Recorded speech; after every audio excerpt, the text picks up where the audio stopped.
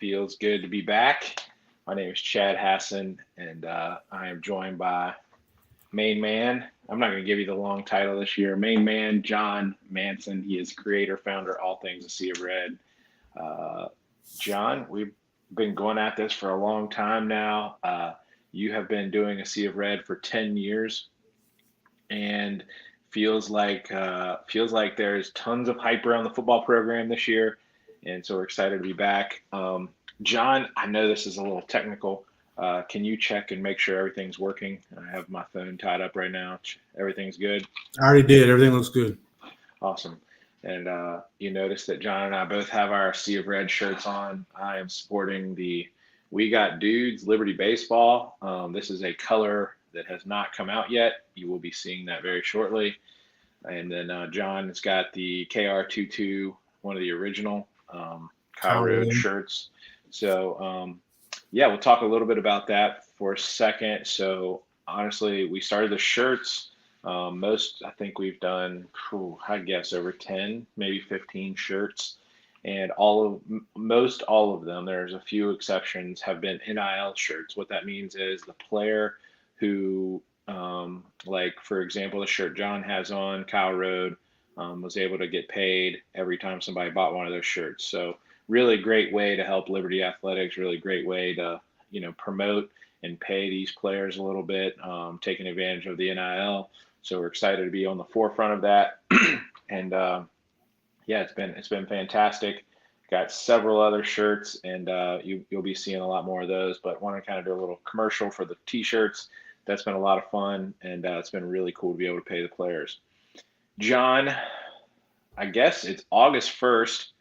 Dude, let me just put some ground rules first. We're not going to talk schedule. We're not going to talk X's and O's. We're not going to talk predictions. We are not going to any of that. Okay, that's what the podcast is for. We're going to start that in a few weeks. August 23rd is going to be our first podcast release, and we're going to do something similar. We're going to do a live and then send out the audio the next morning. But this particular episode is to get us kicked off. First of all, we can't contain ourselves. That's all we talk about these days. Liberty football, Liberty football. The hype is just going nuts. So we had to jump on here and let's talk about the depth chart. So let's try to focus our best we can on the depth chart and see what we can do. So does that sound like a plan? That sounds good. And we got, fall camp starts Friday. So we're all anxious for that to see how the guys look out there on the field and, look for a lot of updates from A Sea of Red over the next few weeks as we begin to see some of these guys put the pads on and jerseys on for the first time at Liberty or for the sixth time for some of the guys. But yeah, let's dive into that depth chart. What we can expect from some of these position groups and what we need to see out of them. Maybe a little bit here this coming month. Yeah, so I always like to do this, especially when the depth chart discussions happen and it's early in the season. I always like to put a disclaimer out there. These are 18 to 23, 24-year-old kids. We want all the Flames to succeed. We are not in the meeting rooms. We are not in the coaching meetings. We don't know what goes on behind closed doors for the most part. This is our educated guess as fans, and John, somebody who covers the team really in depth. I mean, these are just our guesses. We don't be surprised if some player that we don't mention tonight is the star of the year, or somebody we mention really doesn't even get snaps this year. That's just the nature of the beast when you're projecting college depth charts. Rooting for all of them to have fantastic, successful seasons. There's no salary cap, no contracts like pro sports where we can talk about people not being worth their money or their contracts, time to cut somebody. That's not the case. We want all these players to succeed, reach their potential. This is just our best educated guess. And, there's going to be some guys where I'm going to say, hey, didn't impress me much last year. Looking for him to not contribute much. Like I said, that's nothing personal. It's just from a fan's perspective and really hoping that they prove me wrong in those cases. So that was the disclaimer. The second thing is we are going to be using John's article that he wrote a little while back headed into the summer for the offense. So John wrote this. You can find that at A Sea of Red. Just search depth chart on aseaofred.com, and this will be the first article that pops up. So, John, without further ado, let's jump in. And first, let's talk running back. All right. So, um, I'll let you kind of give your summary of what you wrote in the article, and then if anything's changed since then, let me know, and then I'll give my opinion also. Yeah, well, I mean, I think the first thing when you talk about running backs is under Freeze and running backs coach Bruce Johnson, Liberty's pretty much used a running back by committee approach throughout their entire tenure, the first 3 years. We saw it with Frankie Hickson, Joshua Mack, and who was the guy that transferred out? Peyton Peyton Pickett. Pickett. Yeah, and then last year it was kind of rotated to Mac, TJ Green, and Shadro Lewis, and now Mac has moved on. He's playing overseas, some professional football now, and TJ Green and Shadro Lewis are back, and a lot of us were expecting really Green to kind of be the guy that kind of steps forward and be the premier running back, and that's kind of why I penciled him in as a starter.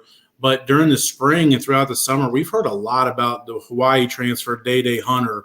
He's got an amazing speed, one of the fastest guys on the team, on the offense, and he's got great end-to-end speed. Get him out in space, kind of similar to a Shadro type. Get him out in space, let him make some guys miss, and go for it. But I still think it's going to be all three of those guys. Kind of getting their opportunities pretty much every game. We'll see if one kind of steps out and, kind of takes the bull by the horns. I think one thing I was a little surprised by, I think you probably were too, and you may touch on this a little bit too, but Day was preseason first team all conference or all independent by Phil Steele magazine, which was pretty eye-opening in my opinion. So I expect a lot out of him. Looking forward to see him play. But I think TJ and Shadro both are very capable backs. One thing that I think is certain, we'll see a lot more production, a lot bigger numbers from these guys, from this group this coming year than we did really the past 2 years, primarily due to the fact that Malik Willis is no longer under center or behind center. But yeah, I mean, I think these guys will take a big step up this year. All right, here's my hot take with the running backs. I think that you nailed it. It's going to be running back by committee, no doubt in my mind about that. Very situational. There were games last year where everything changes up. Like the game plan with the running backs is not going to be the same going in. I do think Day, in my opinion, has the ability to be the every down back, but we just know with Freeze that that's not the case. So here's the hot take.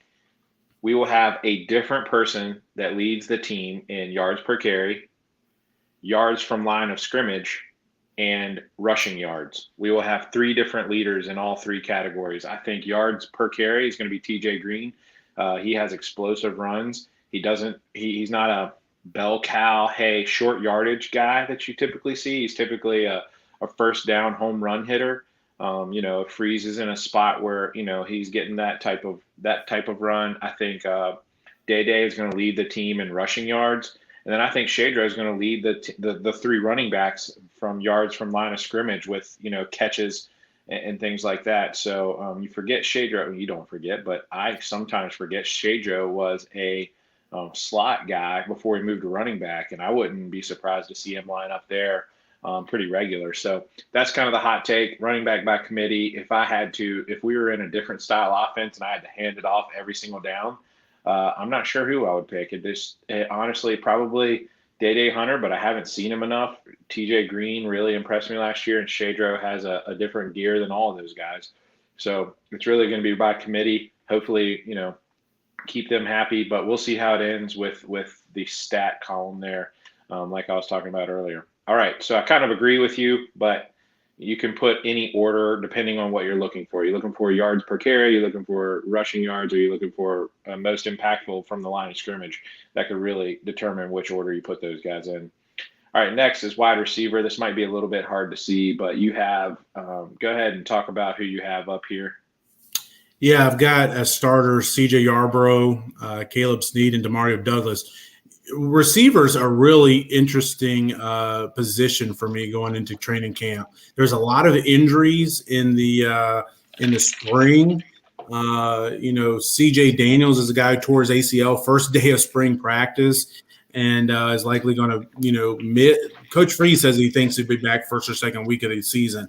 I don't see how that can happen. I think it'll be a little bit later, but we'll see. We'll get an update on him here soon.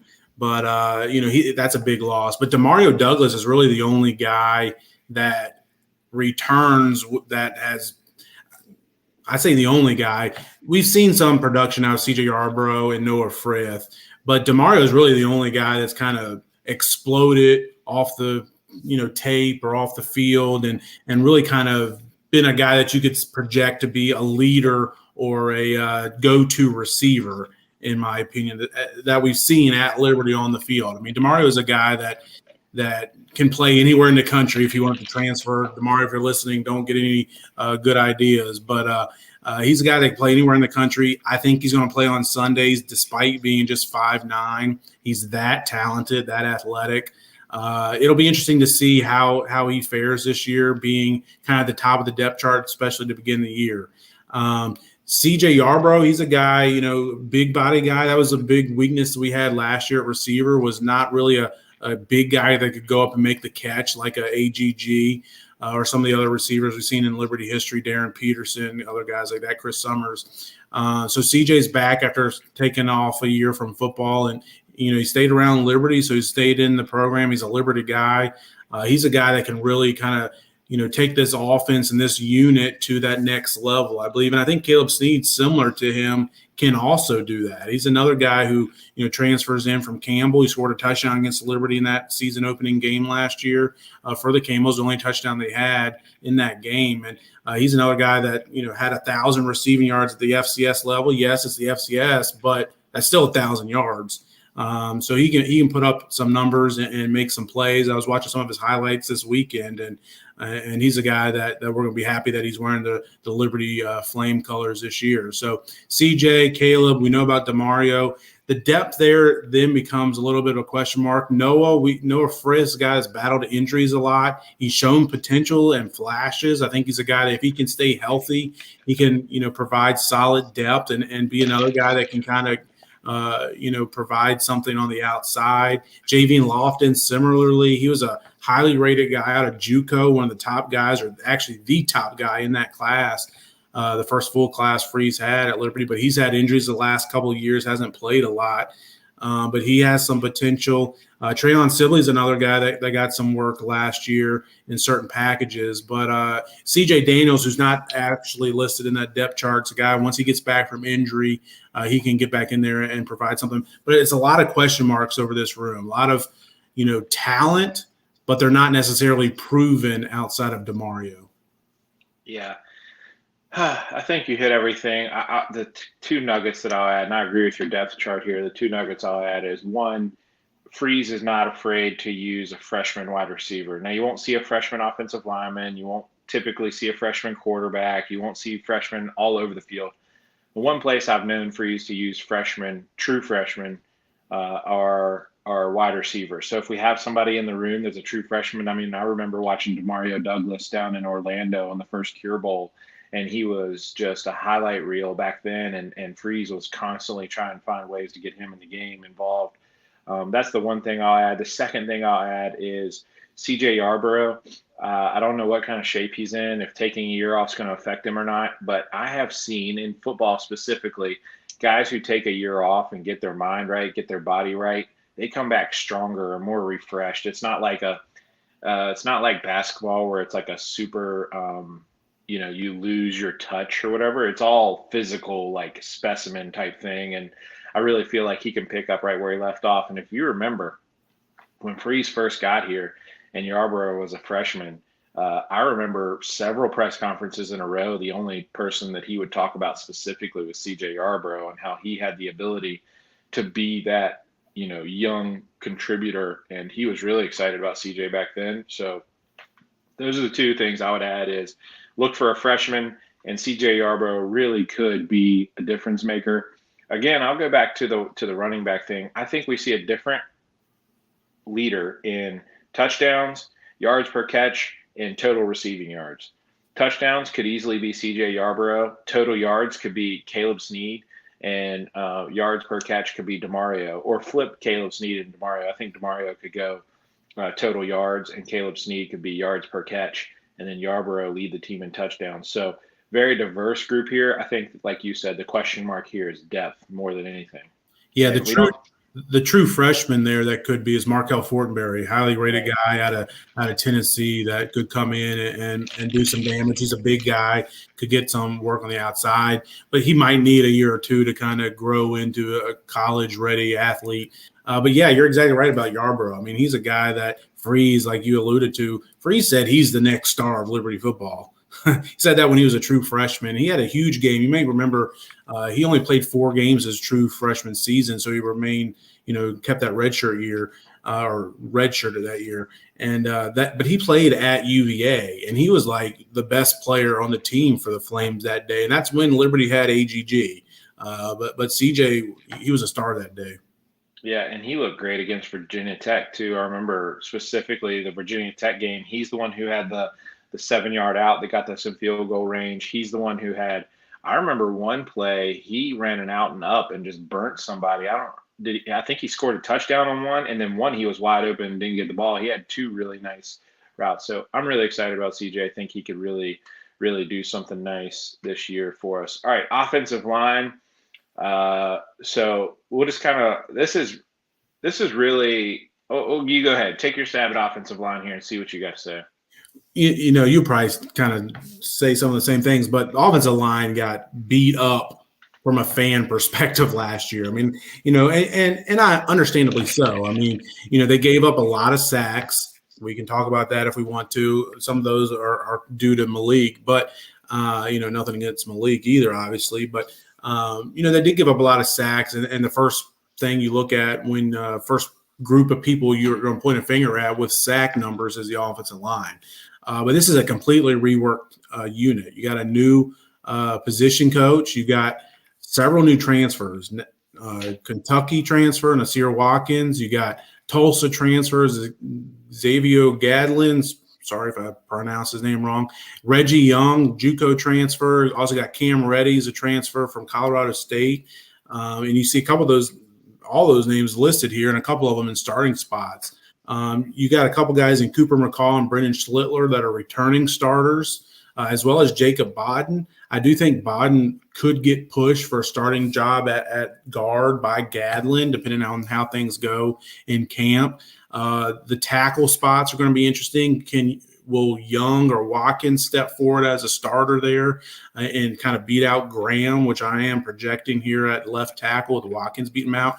Watkins does have some question marks with relations to injuries. He had some injury issues at Kentucky that kept him limited the last couple of years. But Cam Reddy's a guy that started at Colorado State at center the last 2 years. He was an all Mountain West performer 2 years ago in the COVID-shortened season in 2020.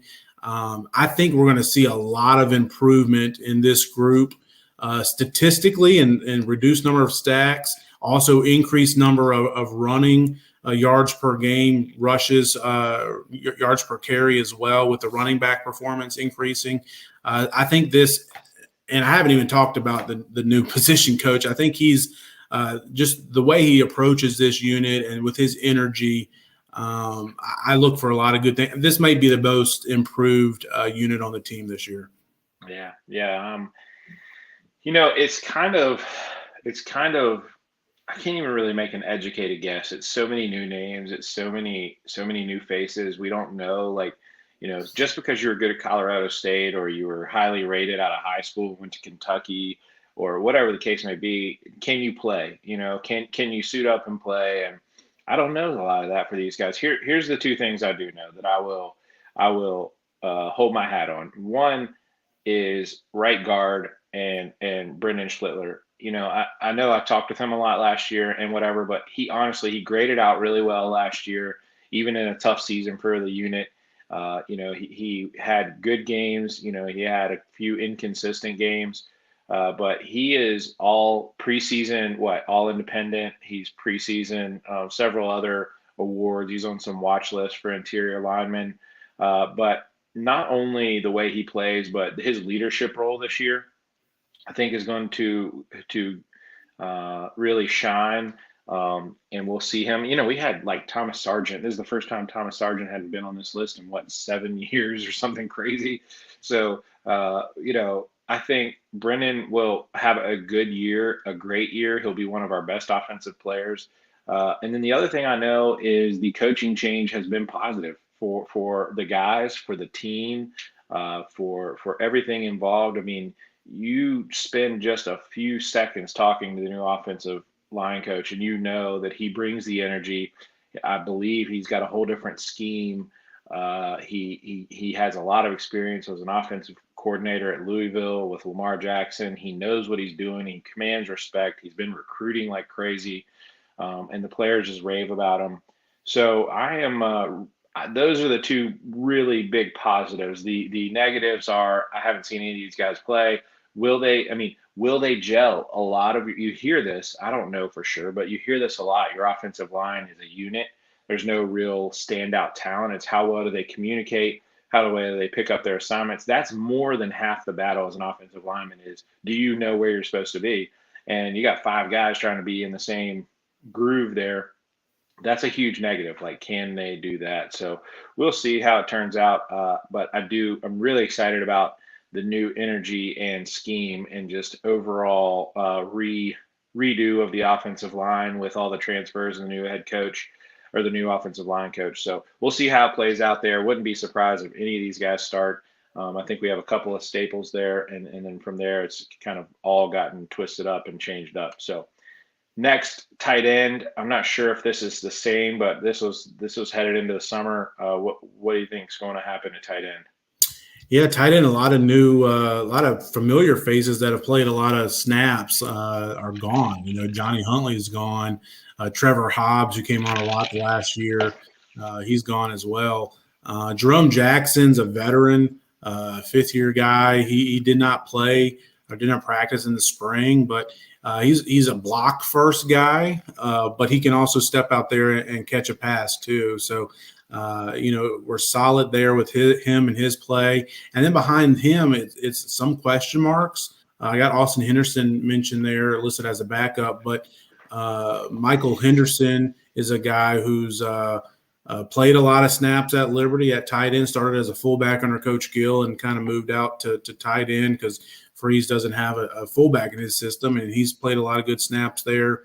But Austin Henderson's a good young transfer from Minnesota. You also got Bentley Hanshaw, the transfer from BYU, another guy that could factor into the rotation here. Then we forget about Braden Monday. I mean, if you remember Braden Monday as a true freshman, he started off as a defensive end, and Coach Freeze and the defensive staff were talking about him and Trayshawn Clark in the same breath. And, I know we'll get to Trayshawn Clark here in a minute, but he's turning into a star and potential Sunday player. And Braden Monday, made the transition over to the tight end, kind of been behind some of those veterans the last couple of years, but he could, take a step forward here today or this year. So it'd be interesting to see. I think tight end hasn't been used as much as I would have thought would have been the case the past 2 years under Freeze. I'm a little surprised by that, especially last year. I thought we would have seen with some of the questions that wide receiver would have seen, Huntley split out wide a little bit more. So we'll see how this unit goes. But one of the things that Freeze and Coach A, the tight ends coach, were harping on during this past recruiting cycle was getting guys with a lot of length. And that's what they got with Henderson and Hanshaw.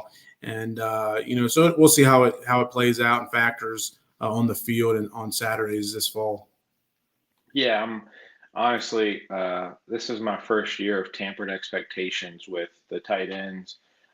You're thinking I'm wanting to see Evan Ingram out there. We're not getting that in this Freeze offense. We're going to get the ball to our playmakers, and we're going to have a very good, above average blocking tight end and Jerome Jackson on the field more times than not. I think that Freeze always complements his run blocking, and he's going to be, especially with the offensive line being as patched together as it is, having one more guy up there who can know the scheme is going to be really helpful. So I think I hope I'm surprised and we have a real high production out of a tight end. We haven't seen that in a very long time at Liberty, in my opinion. I mean, I can't think of a tight end who has been a big time receiving threat. Chris Stokes, 2008. Yeah, yeah, I yeah, think it's been even that long. yeah, it's been a long time. So tight ends. All right, I'm not even going to bring up the article for quarterback. So this is the one that everybody wants to hear. Who is going to start week one? Will we be seeing quarterback goodbye committee? Who are some guys that you think really deserve an opportunity but might not get it? What is the whole play with the quarterback room? And I highly doubt I'll be able to add anything here, but I'm teeing you up because I think we're on the same page here. Yeah, no, great questions. Those are all the questions everybody has, and we still have those questions today, right? That's the first thing that everybody's gonna be looking for when training camp opens on Friday is what's going on at quarterback.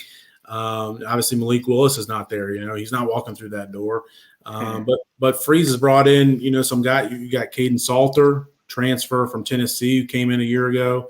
You got Jonathan Bennett, the veteran of the room, who's been around for a long time, and a lot of people will say that he's kind of paid his dues and deserves the right to have that chance to go out there for game one as starter.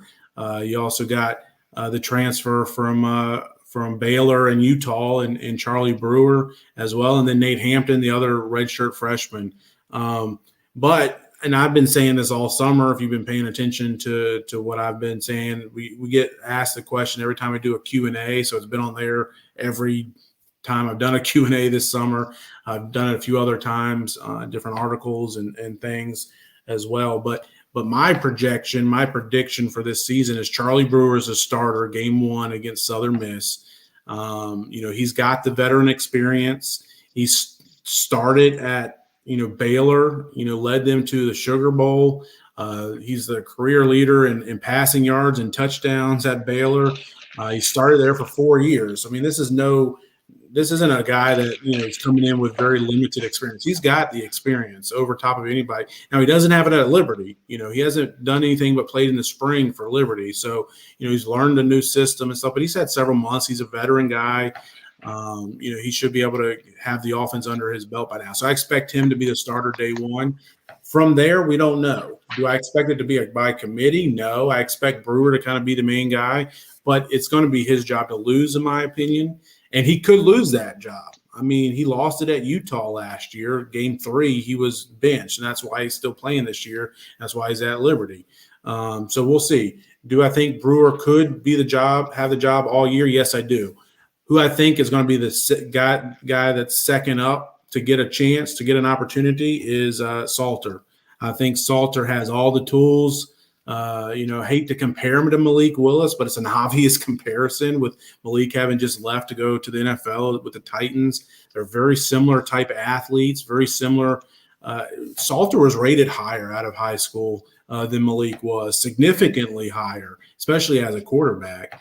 He's the highest rated quarterback we've ever had at Liberty out of high school. And, of course, he was at Tennessee for a while or for a semester before, a couple brush-ins with their code of conduct. I don't even think it was with the law, but, so he's here at Liberty now. But I think that if Brewer struggles at all, then Salter's going to be the first guy that Freeze turns to give him that chance. I also would not be surprised, and this is something I'm going to be keeping an eye on, and I'm sure Freeze won't tell us. It's something we'll just learn September 3rd. I won't be surprised if Salter does not have a planned series that he's going to go in for the first game against Southern Miss. Maybe it's the first series of the second quarter or the fourth drive of the offense where he has a planned drive that he's going to go in just to get his feet wet, just in case Brewer gets hurt, just in case Brewer struggles. Salter's got some experience and he can step in quickly. And I also, if that plan goes that way, I wouldn't be surprised if Salter kind of takes over fourth, fifth, sixth game somewhere in there if need be. Now, again, I say all that. If Brewer comes out and throws for 300 yards and 4 touchdowns against Southern Miss, we might not ever see another quarterback step onto the field this year. And then I say all that, and some of you might be asking about Jonathan Bennett, which I'll touch on him briefly. Bennett has the experience factor of being in the system. He's been in the system longer than anybody else. But honestly, I think you don't bring in a guy like Brewer if you don't expect him to really compete and be your starter day one. And then with a guy with a pedigree of Salter, he's got to get his chance and opportunity. So Bennett's there. He's a safety valve, but in my opinion, I don't think he's. I think he's going to be the third man up in that rotation this year. Yeah, I will. You kind of stole my thunder. I knew you were going to, but here's what I'll add to the quarterback room. Freeze has constantly said that he recruits players, and during the recruiting process, especially a quarterback, says, "I'm going to go recruit somebody better than you next year," and that's his goal. And so I think all these guys, none of them are going to shy away from competition. I mean, to be able to get Charlie Brewer in here with a Bennett and with a Salter already in place behind Nate Hampton, a guy who we haven't even talked about. I mean, the quarterback room is full, and he still got Charlie Brewer to come here. Is that because we were Brewer's only option? Is that because Freeze made him feel comfortable that there's going to be a fair competition? I like always pointing that out, that Freeze is all about the competition, and we'll have the best guy out there. I'm 100% sure of that.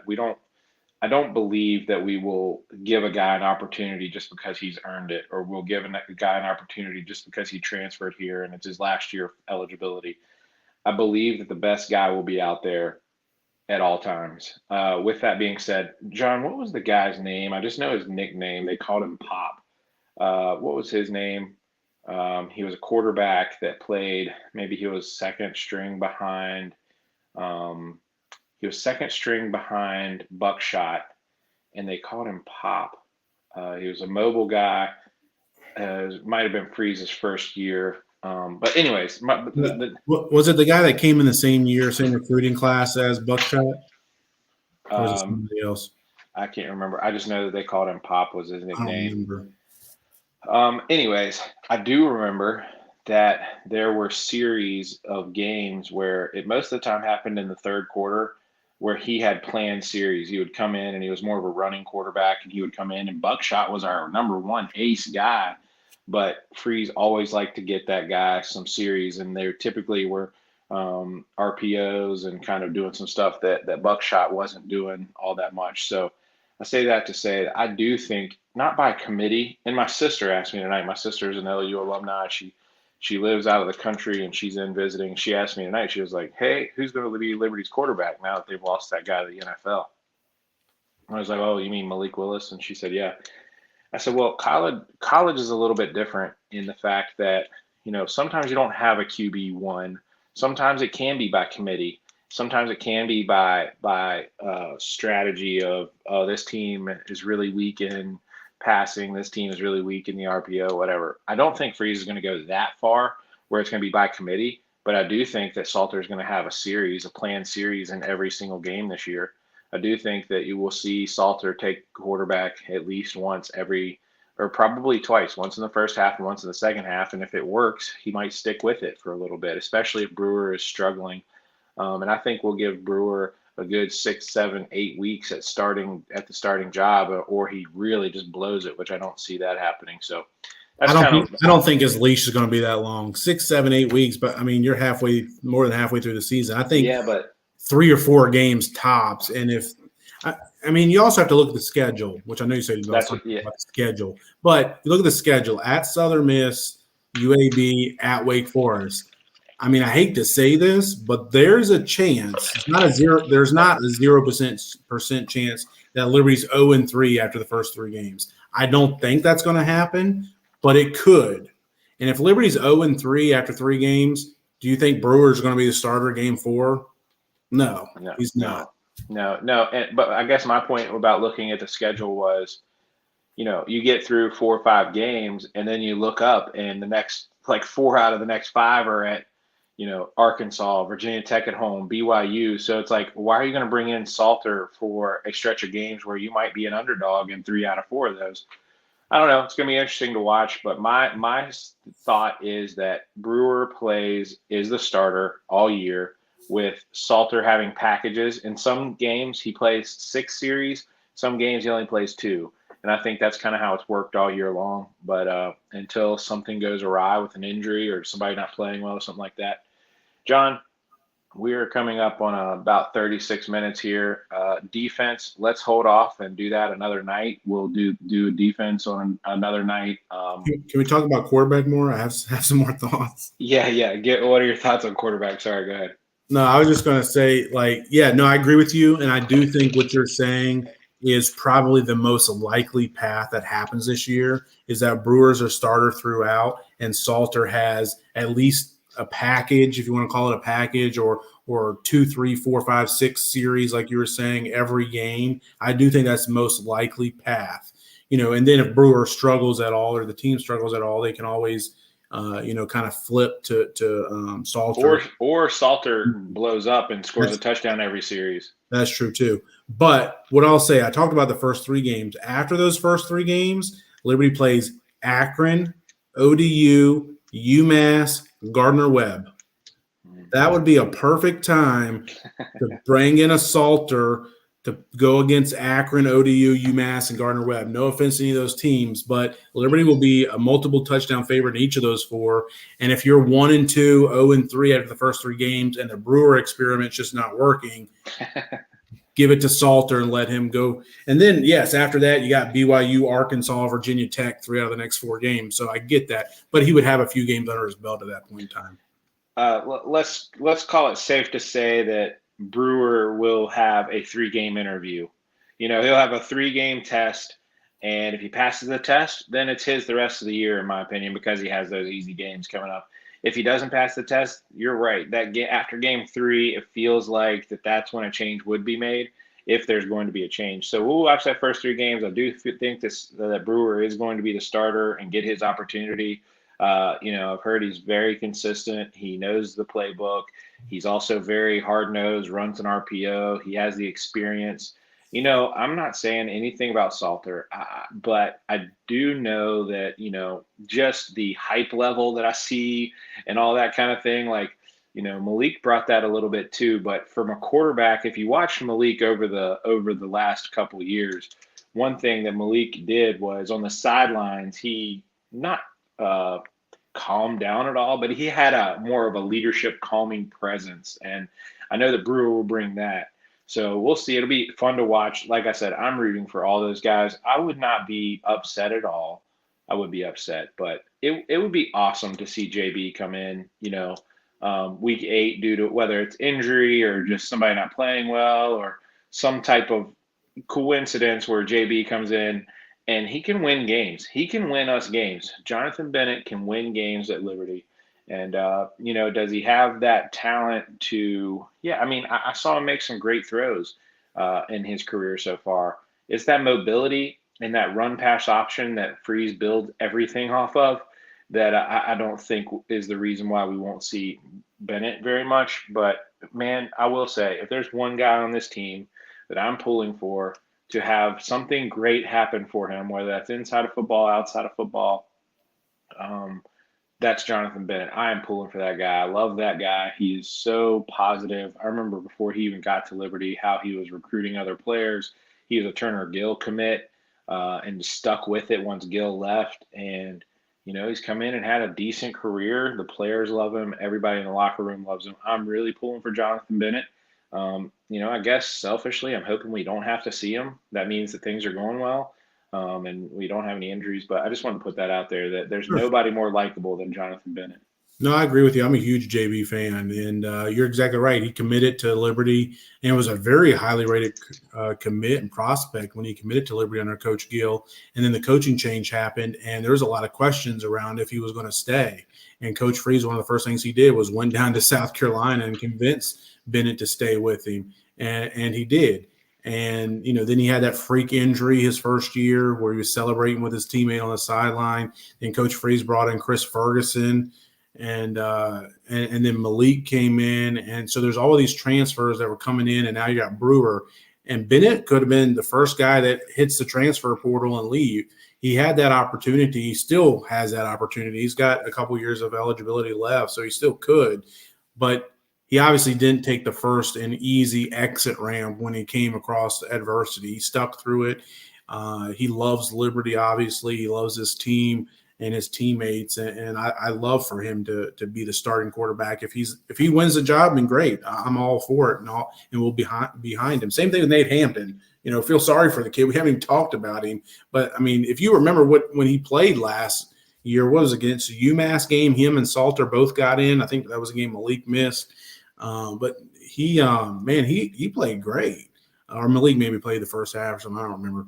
But he looked really good. Made some good throws. Was able to run. Big kid, 6'6", so he looks the part. So Nate Hampton's another guy. I mean, if he was the next guy up, then I don't think we'd be in a bad situation. He could win games at Liberty. So like you said, the quarterback room is pretty full. Yeah, it looks like these guys hopefully in 4 or 5 of these games will get plenty of second half reps too to kind of show and get out on the field. They put a lot of hard work in and get out on the field. It's always a tough one to talk about quarterback because there's just one opportunity and one guy taking the snaps. So, all right, John. With that, appreciate the time tonight. It feels good to be back, man. It feels good to be talking Liberty football. It feels good to be covering Liberty athletics and just getting with you and talking on these live streams. So we'll do it again. We'll do one here in the next couple of weeks on the defense. We'll probably be after fall camp starts on Friday, so we'll have a little bit more intel. We can come back and maybe correct where we were wrong on some of these offensive guys. But anyway, John, with that, have a good night, and we'll catch you next time. Go Flames.